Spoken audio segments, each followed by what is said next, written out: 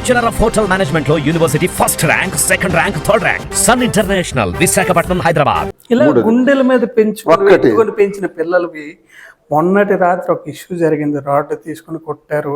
నోటి నుంచి కూడా పెద్ద పెద్ద మాటలు, భార్యా పిల్లలు ఊహించి మాట్లాడకూడని మాటలు కూడా మీ నోటి నుంచి వచ్చారు. దానికి కూడా మీకు ఎక్స్ప్లెనేషన్ ఇవ్వాలి సార్. ఆ రోజు జరిగింది ఏంటంటే 8వ తారీఖు ఫస్ట్ వచ్చారు పిల్లలు.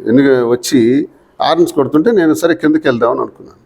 వెళ్ళేటప్పటికి నా సెక్యూరిటీ చెప్పారు, సార్ బయట వాతావరణం వేరేగా ఉంది, ఒకసారి మీరు చెక్ చేసుకొని వెళ్ళండి అన్నారు. ఏముంది అంటే మనుషులు ఎక్కువ ఉన్నారు సార్. సరే వెంటనే సర్వేలెన్స్ కెమెరా కొట్టి చూశాను. నేను నమ్మరు, ఆ ఫోటోలు కూడా మీకు పంపిస్తాను. ఒక 30 నుంచి 40 మంది వరకు టీడీపీ క్యాడర్ ఉన్నారు. అంటే నా శత్రు పార్టీకి చెందిన వాళ్ళు, ఈ కాందానికి ఈ కారిడార్కి కూడా రాలేని వాళ్ళు వచ్చి నిలబడ్డారు. మరో 3-4 నిచ్చెన రోప్స్ అంటే కాంపౌండ్ వల్ల అది పెద్దది లోపలికి రావడానికి. అంటే వాళ్ళు రెక్కి చేసి లోపలికి ఎలా వెళ్ళాలన్న దాని మీదే చాలా రోజుల నుంచి ప్లాన్డ్గా వచ్చారు. ఇందులో ఒక కాన్స్పిరెన్సీ నడుస్తుంది అనడానికి దీనికి అర్థం. నిచ్చెన, తాళ్ళు, రోప్స్ ప్లస్ కారం.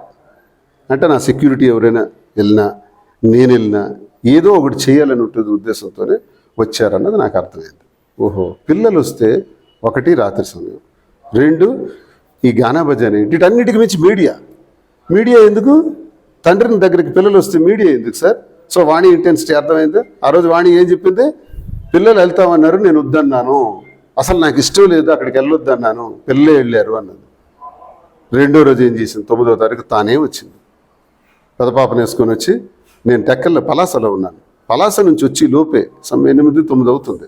గేట్లు గుణపాలతో పొడిచి విరగొట్టి ఇది ఒక స్టీల్ డోర్, ఇది అంటే టాటా స్టీల్ డోరు. దీని అంత ఈజీగా ఓపెన్ అవ్వదు. దీని లాక్ సిస్టమ్ అంతా పవర్ బ్లేడ్ పెట్టి కట్ చేశారు. కట్ చేస్తున్న టైంలో నేను వచ్చాను. ఇప్పుడు మీ ఇంటి మీదుగా నేను వెళ్తూ ఒక రాయి ఇస్తున్నాను అనుకోండి, గ్లాస్ పగిలింది, అప్పుడు మీకు సహజంగా కోపం వస్తుందా? నన్ను చూస్తే నవ్వు వస్తుందా? మీకు ఎలా కోపం వస్తుందో, ఏ వ్యక్తికైనా ఎలా కోపం వస్తుందో నాకు అలాగే వచ్చింది. ఎందుకు వచ్చింది అంటే, నా ఇంటి మీద నా గేట్లు విరగొట్టి, నా డోర్లు విరగొట్టే నా కొడుకు ఎవడరా అన్న కోపంతో వచ్చాను. కుటుంబం మీద కోపంతో కాదు. ఆ కట్ చేస్తున్న వారి దగ్గర 5 ఉన్నారు. వాళ్ళ మీద పోలీస్ కంప్లైంట్ కూడా ఇచ్చాను, ఆ పేర్లు. ఆ 5 మీద 5 నాకు క్లియర్గా కనబడ్డారు. ఎందుకంటే నేను కెమెరాలో కూడా చూస్తున్నాను, సర్వేలెన్స్ కెమెరాలో కారులో వస్తున్నప్పుడే. ఆ కోపంతో ఉన్నాను. నేను దిగి వాళ్ళ మీదే కోపంతో వెళ్ళాను. ఇక్కడే వెళ్ళి అక్కడ ఎదురు కర్ర ఉంది, ఆ కర్ర తీసుకునేటప్పుడు పోలీసులు కూడా ఉన్నారు. ఎదురు పిల్లలు వచ్చారు, వాణి కూడా వచ్చినప్పుడు అదే స్టిక్ని నేలకేసి కొట్టేసి లోపలికి వచ్చాను. మీరు ఆ వీడియోని రీప్లేస్ చేసి పోలీసులు కూడా లాగారు. ఎందుకంటే పోలీసులు ఎవరికి కొడతానన్నది అనవసరం, కానీ నేను స్టిక్ ఎత్తాను కాబట్టి వాళ్ళు లాగేశారు. ఆ ధర్మం వాళ్ళ డ్యూటీ వాళ్ళు చేశారు. నేను కొడతాం అనుకునేది ఎవరినంటే 5 ప్లస్ ఎవరు ఈ కట్ చేస్తున్న వాడి మీద కోపం. నా ఇల్లు కట్ చేస్తారన్న కోపం. ఫోర్సిబుల్ ట్రెస్పాస్ ఇంట్లోకి చేయకూడదు. ఫోర్సిబుల్ ట్రెస్పాస్ చేసేటప్పుడు సహజంగా మానవుడికి వచ్చిన కోపమే నాకు వచ్చింది.